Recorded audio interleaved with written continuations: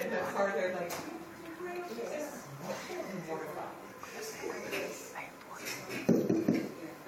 good morning, everyone. good morning. Oh, it's so nice to get a response. I got my peeps here. Oh, yeah. Okay, so I'm Deborah Langley. I'm from Singapore, and this is Dee Dee Walsh, who's from... I'm originally from Hong Kong, but I live in Los Angeles. I'm originally from Auckland, New Zealand. I live in Singapore, but I did live in New York. So anyway, so this morning we're talking about what investors look for when they consider a new venture. I work with two VCs that are later stage, so they look for growth ventures. Dee Dee has a lot of experience as an entrepreneur and also with angel investing, so that might be particularly relevant to quite a few of you. So I'm just going to this is very informal, so please, if you want to interrupt and ask a question, please do. I'm just going to quickly give you an overview of the kinds of things that we look for and some of the pitfalls that some people fall into. I'm going to let them take the stage for a bit. So just to give you a little background, I spent my entire career in media and retail. And what's interesting about those two sectors is they're converging. So all of media is becoming shoppable and retail is becoming experiential and entertainment.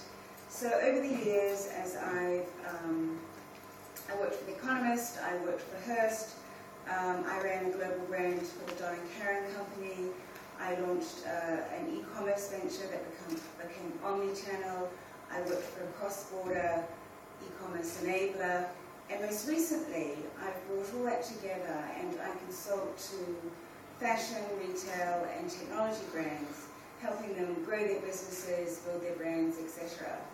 While I do that, I'm also privileged to be looking at ventures with a view to funding them for the two VCs I work for. One is based in the UK, and they specialize in taking companies into the EU, UK and the US. The other is Japanese and Singapore money, and they focus on fashion platforms that help individual brands grow. So I can look at a venture both as an operator and from an investment perspective, and that's where I'm particularly fortunate.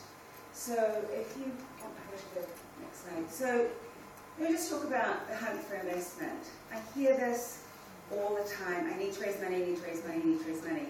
And you would think, particularly in Asia, which is awash in venture capital money, that it would be quite straightforward. But actually, it's not that easy. The fundamental thing that people forget is that investors are looking for deals. They're not your friend.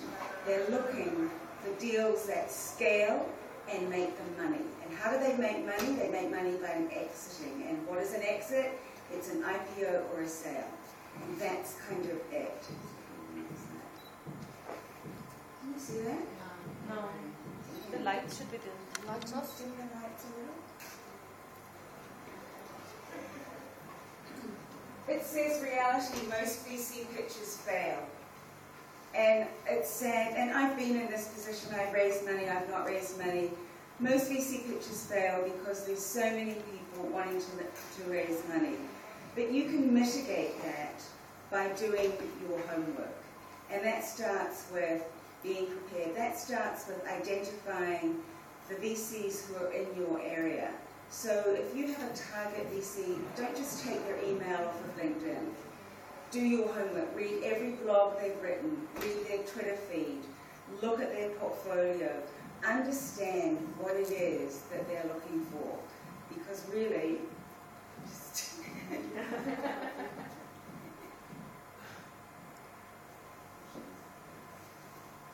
this says, are you talking to the right people? So the point is, venture capital is divided into early stage, growth stage, late stage. So don't go to growth stage if you are early stage. Don't go to people who are oil and energy people if you're a consumer product. And a lot of people forget that actually venture stuff is sliced quite fine. So if you're raising 50,000, don't go to a big fund.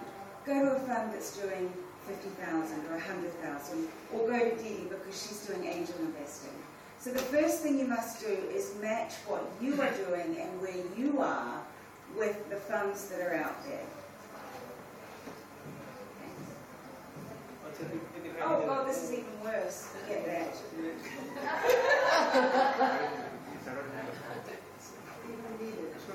don't need it. You don't need Okay. it. Just Okay, so let me just go through some of these points up here. So the first point is that when you're raising money, you need to be so prepared. You need to be more prepared than you've ever been in your life, because you know what? You don't know what they're going to ask you. Only when you've done, I think my first startup I did, I don't know, 100 pictures. And it was only after I'd done maybe 20 or 30 that I began to see a pattern in what they were asking. Still terrible. What possessed me to use light blue? Never mind. Okay, so the first thing you want to do is understand market size. So VCs are looking to scale. Some VCs are looking for a big country play. So if you're in the US, you can get away with that because that's 250 million people.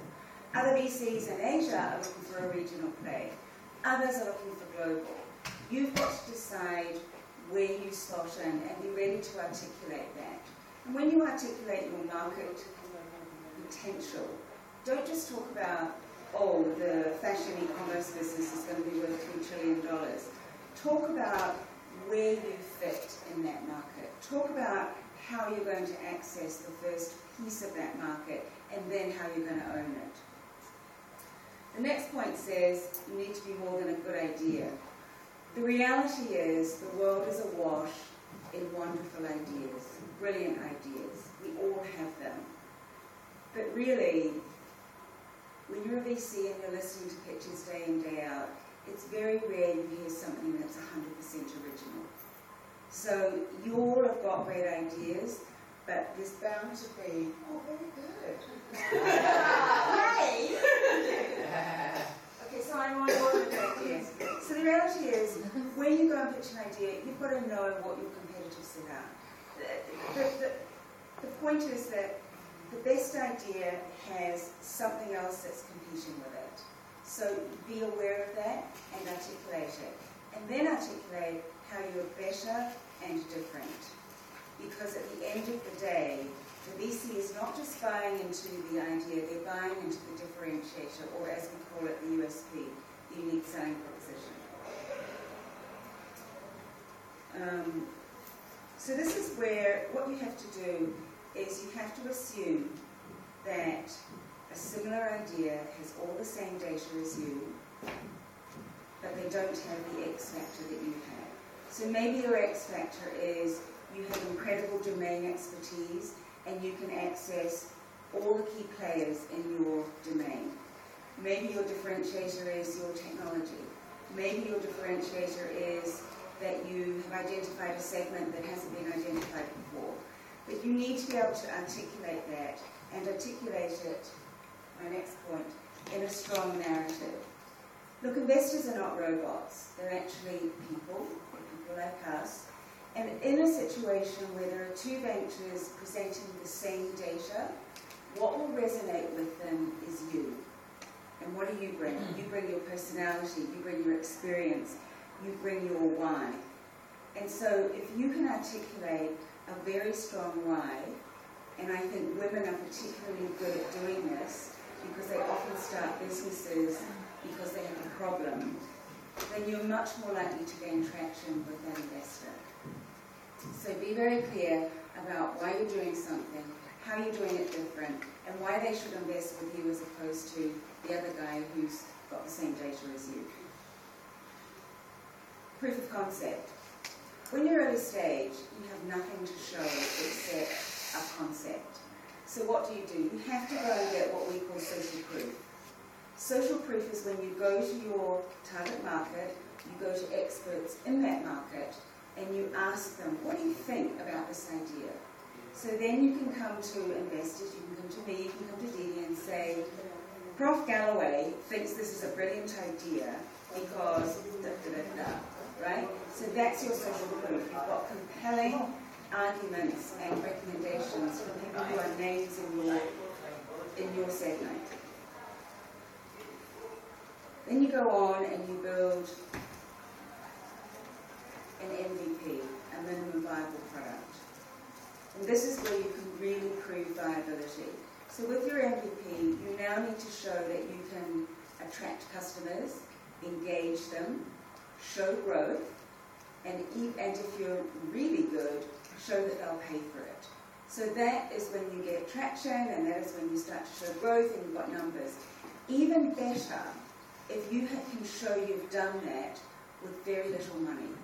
Because an investor is going to go, gee, what did you spend to acquire these customers? And if you say, well, you know what, I did it by word of mouth, I did it by viral social media, I did it by... That's another differentiator for you. Because probably anyone can go out and buy customers at a consumer acquisition of $100 a customer. But obviously when you go, well, I've bootstrapped it, I haven't raised very much money, and maybe I've been able to attract people to work with me and look at my growth, that's a compelling argument. As you go forward with gaining traction, you'll get to a point where you have what we call product market fit, PMF. Product market fit is where what you are doing specifically addresses the requirements of your market. So let me give you an example. It's like Airbnb. The proposition is very clear, it addresses the demands of the market, and it delivers a solution that is perfect for those demands.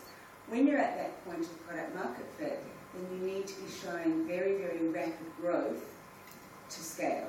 And that's when VCs start to get into a bit of a bidding war for you. And that's where everybody wants to get to.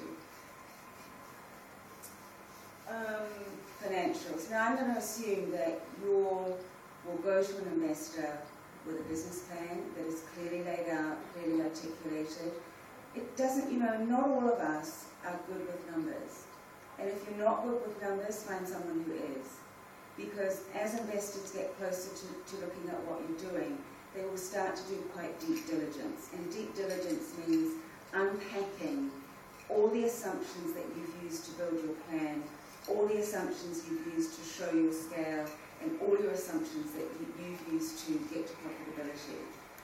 Be aware of all the acronyms that they'll look for. So CAC, customer acquisition cost, your lifetime value, LTV, your ARR, if you're a SaaS solution, your ARR, your annual renewable revenue, your MRR, your monthly renewable. So there's tons of information on the web as to all the acronyms that investors will ask you about. Just get familiar with them, own them, and at the end of the day, if you can spit these out with a compelling argument as to your differentiator, then you're going to get someone's attention. Investment structure. I would highly recommend that you speak with a lawyer before you go into any discussions with an investor, because there are different ways to structure investment. It could be an equity investment, it could be a debt structure, it could be a convertible bond. So be aware that these are the options that an investor will look at. Be aware that some people prefer equity over debt. Be aware that some people don't like convertibles. The VCs I work with hate them. So don't go, this goes back to my point about understanding who you're talking to. Don't go into a pitch not knowing everything you can about that person, because if you start saying, I'm coming in, I'm raising $2 million, it's a convertible, the investor will right away go, I don't do convertibles. And you're kind of stuck then. So you really need to go in and show you understand who they are, how they do deals, and what they're looking for. So let's assume you're up against somebody else doing something similar, you've got the same kinds of data, your trajectory looks similar. At the end of the day, it's going to come down to the people. And if you are a sole founder, it's a lot harder than if you have co-founders. I've been a sole founder, and let me tell you, it is so bloody lonely. and there is nobody to bounce ideas off. There is nobody to put your head on their shoulder to say, what do we do next? So I really recommend, if you're founding a business, find co-founders who have different skill sets from you. Find co-founders who have experience. Because an investor will go, okay, who's on the team? What's their domain experience? Who's doing what? And the best possible teams are those where the co-founders are experienced in the domain. They've maybe done an investment, a startup before. They show that they can execute. They show that under times of extreme stress, they can keep going, they can pivot, they can really pull things together. It's very hard when you're a sole founder. So, find great partners to build your business with.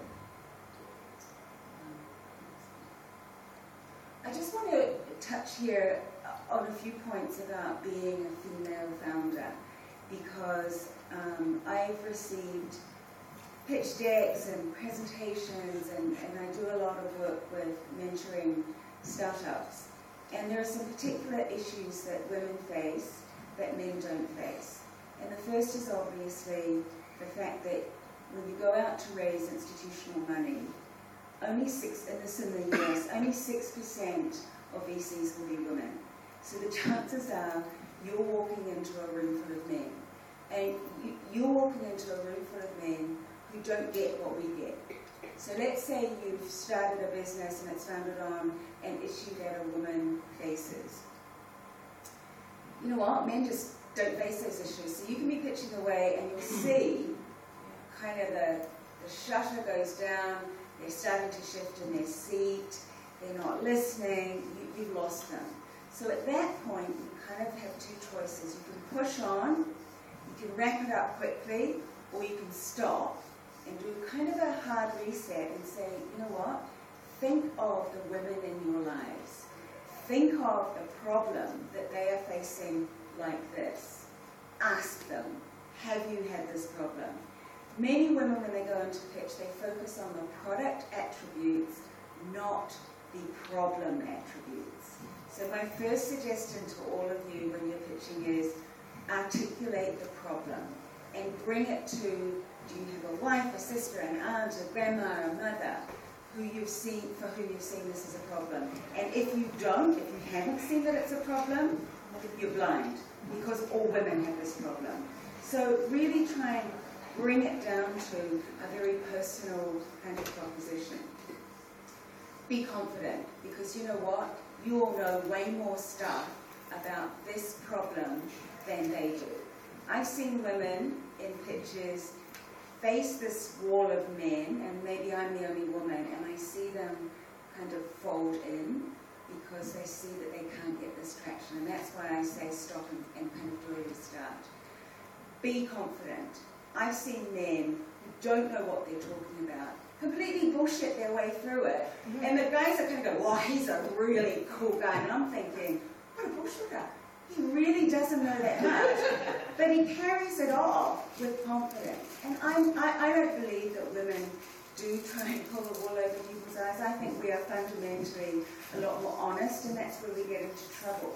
We kind of admit we don't know. You know what? You know way more, so step up to that.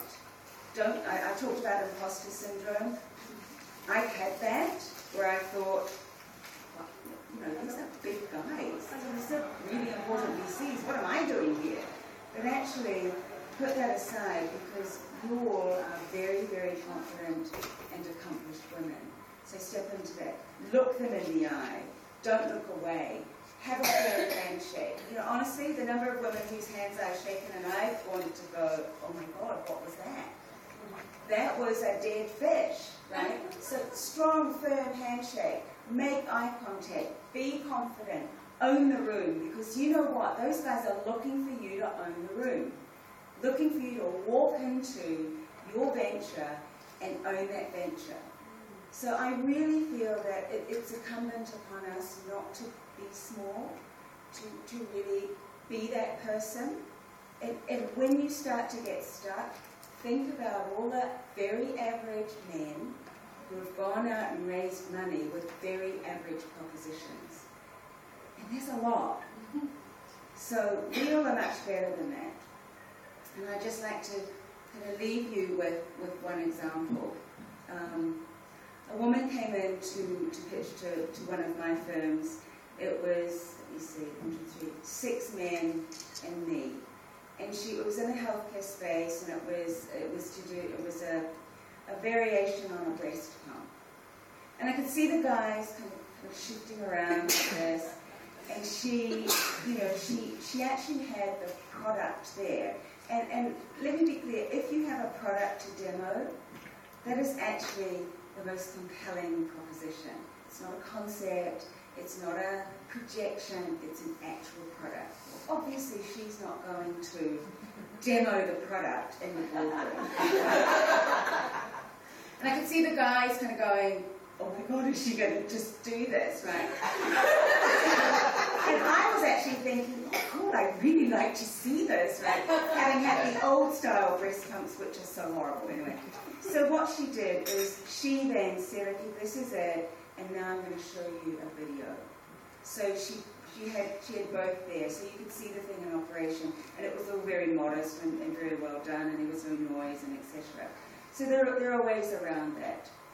By the same token, I had a man come in and pitch to me about skincare. And he was a Singaporean lad from the National University of Singapore. Now, you know, this is the top university in Asia. It's like all these rocket scientist kids. And this young man wanted to launch skincare for women who weren't Caucasian. And he had discovered, by going to Magic in Vegas, he had discovered that we could buy makeup for those of us who are a bit more yellow or a bit darker skinned. And he was pitching, my God, this wonderful solution he was going to come up with. And it was me and my 2 analysts who are women, and we all kind of went, yeah, but, Rihanna's doing that. Right? But he was so, and that was an example of a young man really taken by a great idea who didn't do his market research.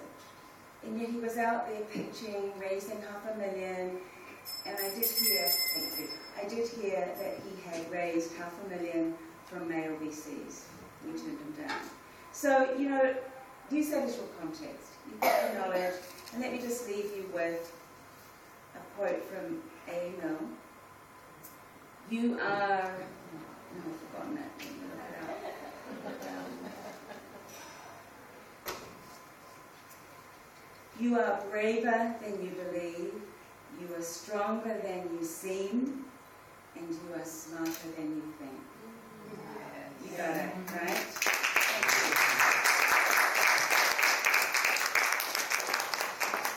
Quote, I'm smarter than I think.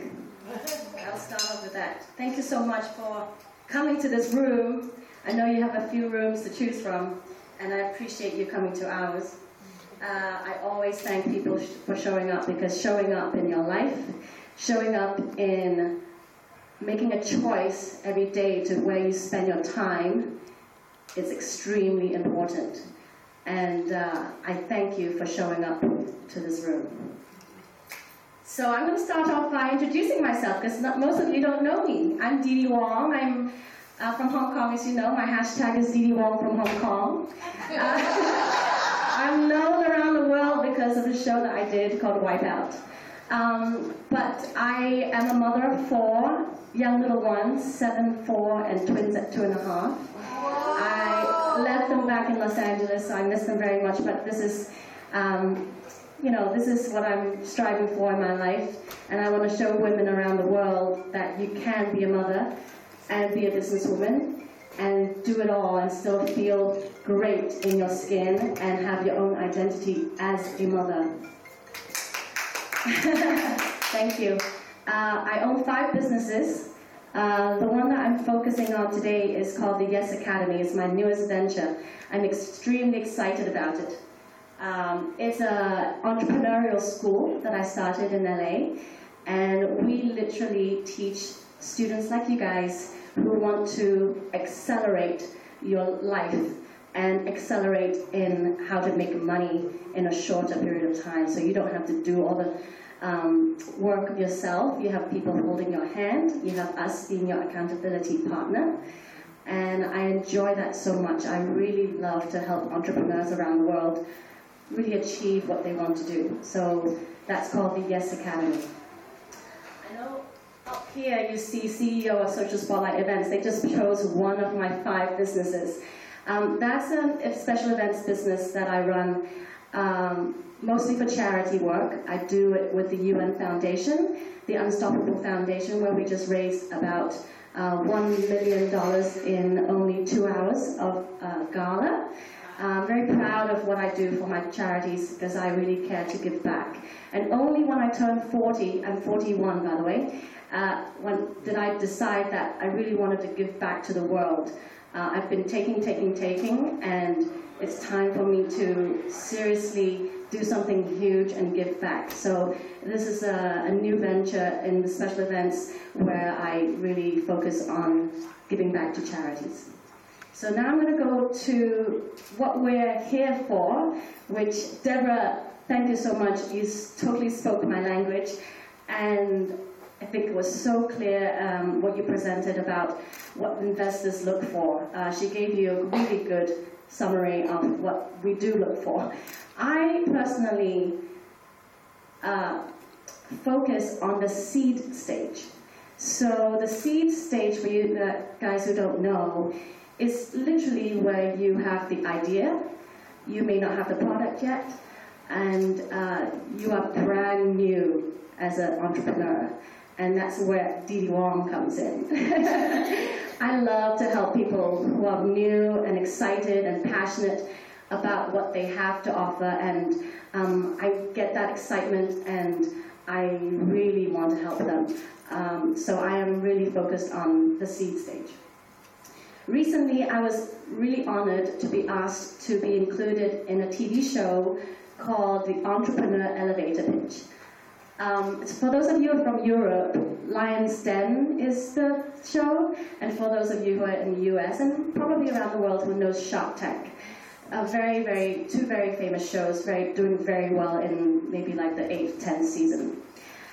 So Entrepreneur Elevator Pitch is the newest show out that I call it's Shark Tank with Soul. So yeah, because we are not there to fight against each other.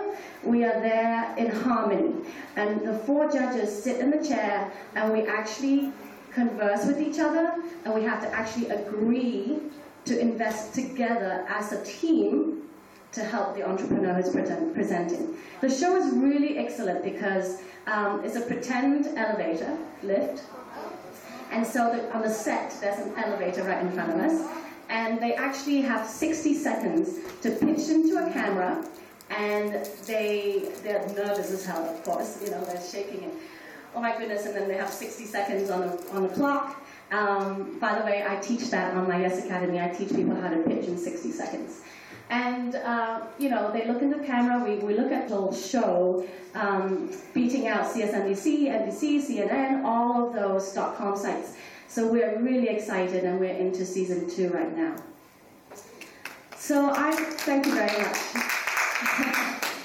So yeah, what I look for, really important, when these people step out of the elevator, we saw many of them, number 1 thing that I look for in order to invest with you is if I like you. Truly. I'm not looking just to be your friend. I am looking to be your friend because it's good to be friends with the people you're partnering with. But I'm looking for your energy. And I'm looking to see if you have something about you, what you said earlier, your why, what is it about the X factor that will let me actually want to spend more time with you. That's number 1. Do I want to spend more time with you? Do I like you? Number 2, you have to know your product. You have to know your market. You do have to know, you do have to speak eloquently enough for me to understand you. So grammar is important to me, punctuation is important to me, how you present yourself, your delivery, all of that is extremely important to me, as well as your presentation in terms of how you dress, your style. Everything is a package for me. I am interested in you as a package, not just your product, not just your service, but you as a whole. So now if you pass that stage, then, then I would probably look into your product. Of course, like Deborah said, there really are a lot of the same products out there. But what makes your product or your service different and unique? So I'll give you an example. I myself am a speaker. There are 1,000 speakers out there, right? What makes me unique? What makes you want to listen to me and want to come to my room? I've got to deliver that to you in order for you to come back and follow me on Facebook, follow me on Twitter or Instagram. I want to make you guys fans of me. So when you present to me and you want me to be your investor, I want to know what I want to do to follow you and follow your product. Because nowadays social media is so important. Does your product or your service want me to follow you in order to know more about it? So, when I look into now more details, if you pass that stage, I will be looking into if your product is marketable. Let's say in this day and age, if you're coming to me to talk about, I'm just giving you an example, if you're coming to me to talk about, oh, I really want to launch this magazine or this newspaper. In this day and age, probably I'm not so inclined because the market doesn't call for that. Everything is online. But if you came to me and talked about social media, which actually one person did come to me and pitched me about social media and wanting to own a social media agency, then I would be more inclined to listen to you because of what's happening in the world. So you need to know your current affairs, how the world is moving. So I actually did invest in her company, Social Spotlight Agency, we called it, and it's been doing very well. Yes, Deborah talked about the business plan. This business plan is literally your Bible, your book of what you're going to do, and it is extremely important for me as an investor to see how clearly thought out your book is. So I'm going to actually give you a little bit of tips on how to write the business plan. I know you can obviously Google that, but me particularly, I love to see just the basic concept, the strategy and actions that you will be taking in order to achieve your goal, your projections. If your product or services have competitive advantages, so again, is it unique? Is it something that is outstanding? I'm going through these fast because I know I'm on a timeline. Your market, who are you marketing to? Who is your demographic?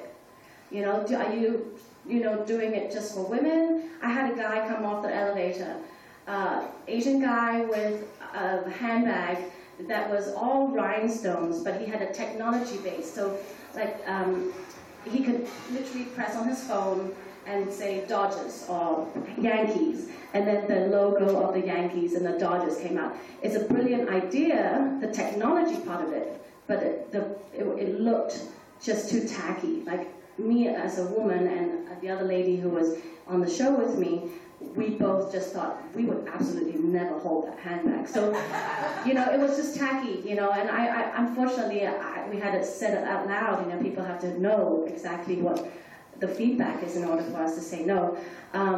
So those type of things is really important, especially he's a guy, like you said, your guy, skin. It's not that guys cannot do women's stuff and girls cannot do guy stuff. I'm not trying to say that at all, but just know your market, know your research, do what is right in your path, stay in your path.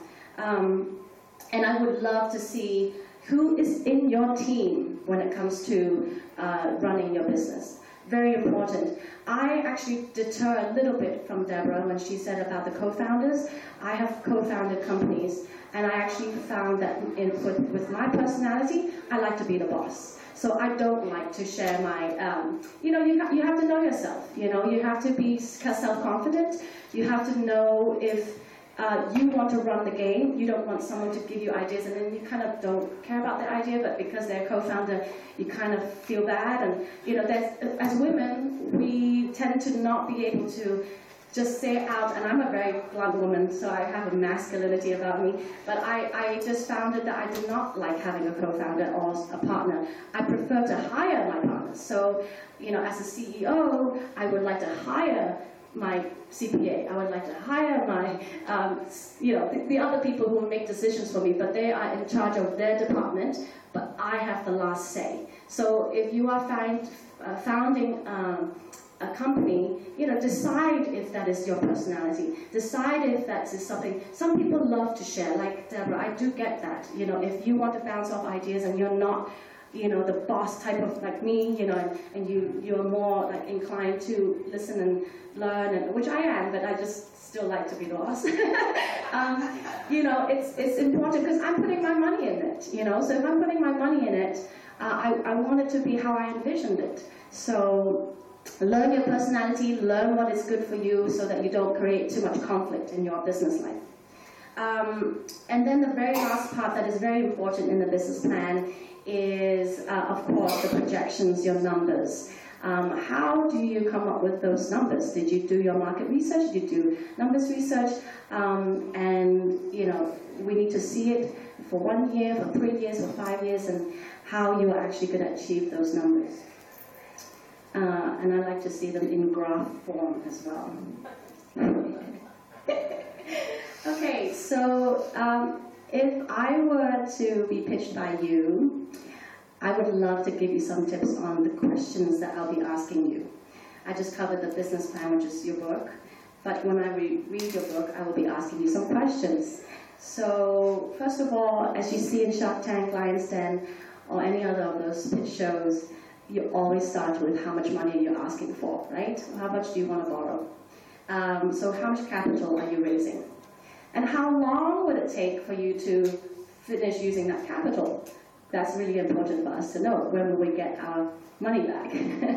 I'm sure some of you know Kevin O'Leary. He always asks that question. He's called Mr. Wonderful on the Shark Tank show, and he always asks when I'll get my money back. And yeah, we are serious business people, so we do care about the numbers very much.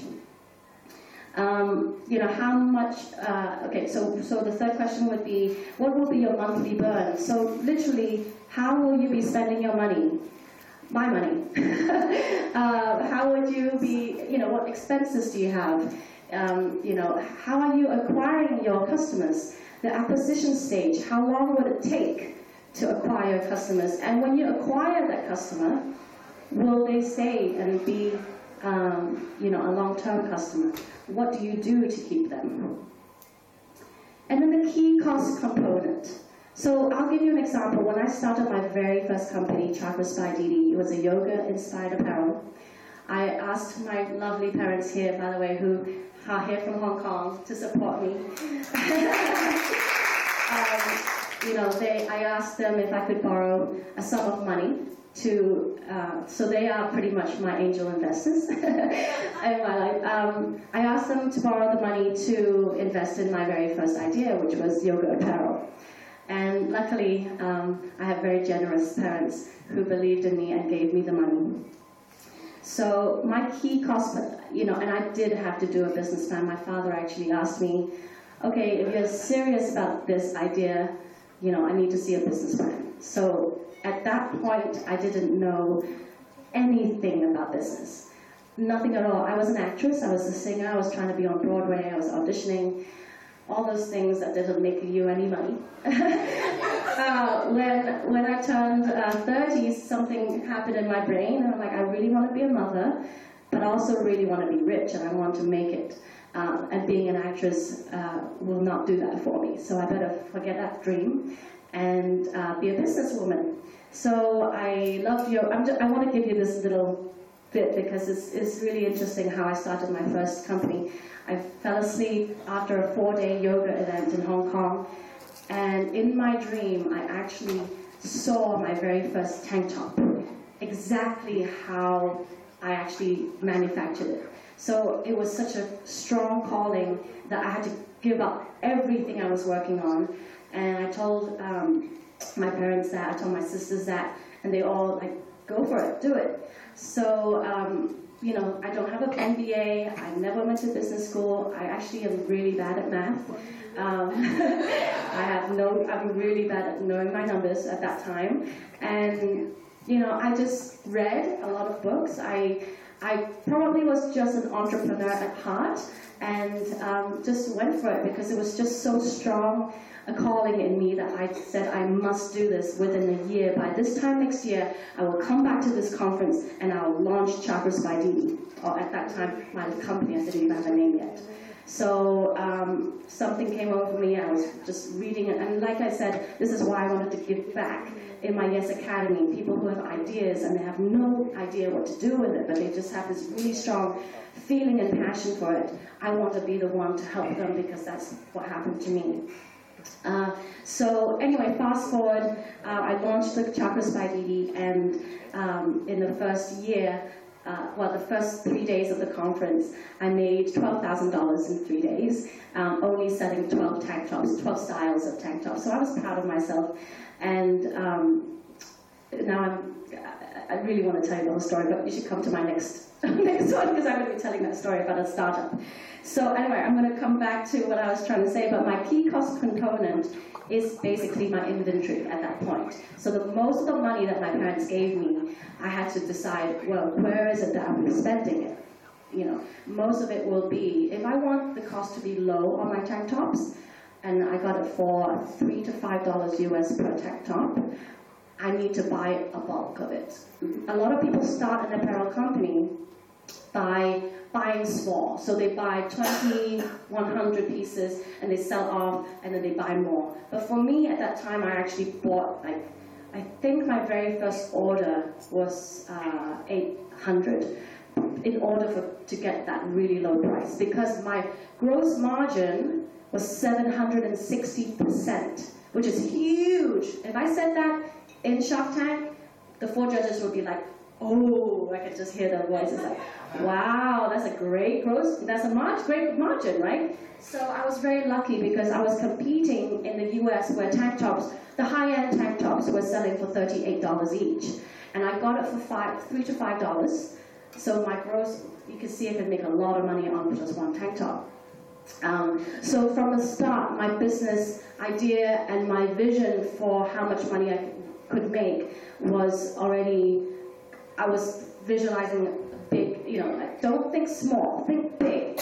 Don't think your services as a speaker or as a coach, you know, be really cool about be secure with yourself, be confident with what you have, and don't be afraid to say those numbers to your clients, because you're worth that.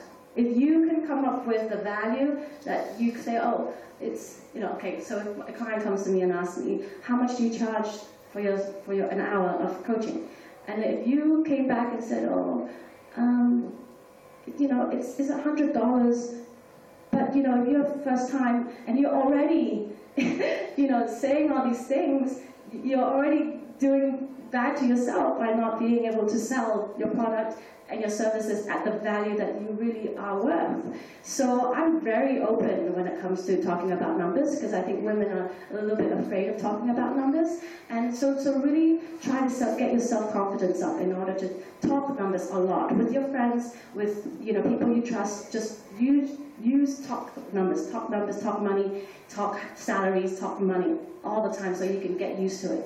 So, you know, I know I went on a tangent a little bit, but I'm going to come back to what investors are looking for. So the next point I want to make is, how do you determine your price? You know, do your research. Are you too expensive? Are you too cheap? You know, try to stay right in that pocket in the middle where, you know, you can even go slightly higher up because promotions and discounts and stuff. That's important to know. And then marketing is something that I really look for when I look at people's businesses. How do you plan to market your company? Do you have PR in place? Do you have social media? Now it's actually more social media than anything. Do you have a category where you put money in Google ads, Facebook ads, you know, all of those ads that could add up? And you know, you know, in general, you know, just know, even if you are a new business person, you don't know much, make sure you know to have that confidence and say that, I am new to this, but I have a sense of it. I know exactly what I want. I have this strong vision for what I want, and I know my numbers. I know how much it takes, because I would invest in you, even if your product needs a little working. I'm investing in you, your person, and your competency. If I see competency and potential in you, I would probably be more inclined to invest with you. And I will just leave you with one thing, not to be a downer, but to be real, because in business and as women, we have to be real and not be in our, woo-woo self where we think, I'm trying to say, like, you're not thinking, oh, I'm dreaming of this, and oh, that would be so nice, and you've got to be real, be practical, because we are dealing with a lot of men, like you said, and just go there and be confident. I'll tell you one more thing quickly before I leave you this one little thing. So when I was invited to Entrepreneur Elevator Pitch, I am by no means, the cream of the crop, or at least I didn't think I was. And, I'm still working hard at my career, and I'm working hard at making more and more money every day. So when I was invited to be on the show, I was kind of surprised, first of all, because, the lineup of the judges were, CEO of the Honest Company, it's a billion-dollar company. I'm sitting next to people who are multi-millionaires, who are, just really been in the business for a really long time, like they're in their 60s. And so there's this little Asian girl, who's just turned 40, and I'm kind of on the set, looking around, like, but I fake it until I make it, so I'm confident, I look the part, and, I know my stuff. And so we sat there, and there was this other lady who was very well, she's the head of marketing at Steve Harvey, and she does very well for herself. She's very outspoken and very masculine. I love her. So the four of us sat down, and, they're basically judging me, and I know that because I feel people's energies. And so we sat down, we did the first segment for about 2 hours of pitching. And at the break, one of my mentors who actually sat next to me, who was the one who had recommended me to the show, he said to me, Didi, you're doing so well. Like, they are so impressed with you because, you were able to speak over the other lady who's very outspoken, and you weren't just sitting there like, yeah. But I was outspoken. I spoke my truth. I was being myself. I wasn't afraid to speak up. And in life, you guys cannot be afraid to speak up. When you're in business, especially against men, they find it very refreshing, to be honest with you. If you are a woman like me who speak up and just, you are you. I'm not trying to put on anything. I'm just speaking up because I have some ideas. I think I have opinions. They actually find it like, oh, wow, that's great, And so I actually became the judge that people wanted to talk to because I was way more approachable than some of these men who are way high up there. But I'm still a successful businesswoman, and they found like they could approach me, and so it was I added goodness to the show. So anyway, I wanted to leave you with one thing, as I said earlier, not to be a downer, but I want you to be real. The statistics are that 1 in 10 startups succeed. I know it's a very small number, but if you go for it, like me, without any background in business, without any background in knowing numbers and how to run businesses, all I did was go off of books and word of mouth and asking lots and lots and lots of questions to people whom I know were successful and just follow the path. That's why I love being a mentor. I really love to be able to help people and give them directions and step by step on what to do. Am I out of time yet? Oh, 5 minutes? That's what I would love for you guys to do. Just find a mentor who you can follow, who's already walking the path that you're walking in, and go for it, because you only have one life to live. Thank you so much. I think we have 5 minutes. Deborah, do you want to step up if anybody has any questions for us? Oh, we covered it so well that you don't have any questions. Yes. Hey, so my question is that, I'm in a segment where social media makes sense to me to reach out to like a part of my customers, but my majority of the customers are, let's say, on the LinkedIn, which is not really a stat any investor that I have talked to would like to look at. They're more on like Facebook and Twitter and all that. So there are products or there are services that are being offered by entrepreneurs which do not have the target segment on social media. And my question is probably for you because you hopped upon the fact of your presence. So I tick the checkbox, but it's just not working for me. So do you think that's really a drawback, or is it something that needs to work on? Because in this digital era, everything needs to be online and social media, all that stuff. But there are businesses who are just not going to be making money through that. I would say that you may need to work on your marketing because yes, there is a way for every business to have a great marketing on Facebook, on social media. I would just probably look at marketing. Like I know what you do because I'm in that presentation. So what you do is get JVs, try to get joint venture partners to do all like Facebook. Facebook you can actually directly post. Yeah. And then there's an actual really cool way of getting people to respond. And you post on a daily basis videos or posting, and then you can have anybody who likes my post. You attract them to DM you or direct message you, and then you reply to these people directly. So anybody who presses like on your post, you now go to their name and you message them directly and say, oh, well, thank you so much for liking my post. What about the post did you like? Are you in this field? Like you do have to do your due diligence in responding to these people. But that's how you use Facebook. Facebook marketing is really effective. And I think what you do, you can get traction on Facebook. Maybe not LinkedIn, actually. And LinkedIn, LinkedIn, Yeah. I don't actually use LinkedIn myself too much because it's still a platform that is, you do? Yeah. So, That's good to know. So it sounds like you have a service Yeah. that is geared towards business people. Exactly, it's B2B. Okay, okay, you've got a B2B. People don't live in a vacuum even if they're not on social media. So it may be through terms of commerce and you may partner with it. You may end up beginning in the real world to reach your target audience and then figure out how they're networking. Because I would put money on they are networking in a different way. It may be in LinkedIn groups. Okay. You need to follow follow the threads. There are going to be people who you know are your target audience. See what groups they're in. I'm not saying stalk them. Go if they're over here, play a bit, and then if they find out you're over here. LinkedIn, aside from the sleazy part of LinkedIn, LinkedIn I have found is very valuable for B2B because people are there to connect with SU services. So you may just need to be a little bit more creative in terms of real world plus online.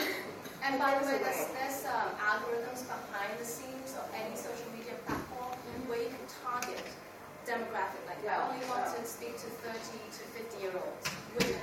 Or, you can really, if you find a great social media company, which by the way I own one, I could have my people help you find the algorithm behind that is targeted to people who you want to market to. And that's really why social media is so amazing.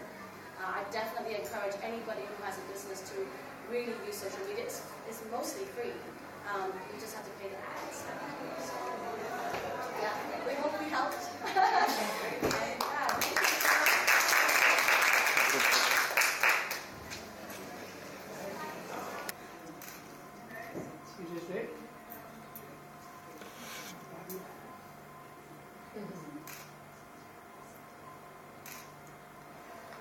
Okay, thank you. Thank you. Thank you. Thank you.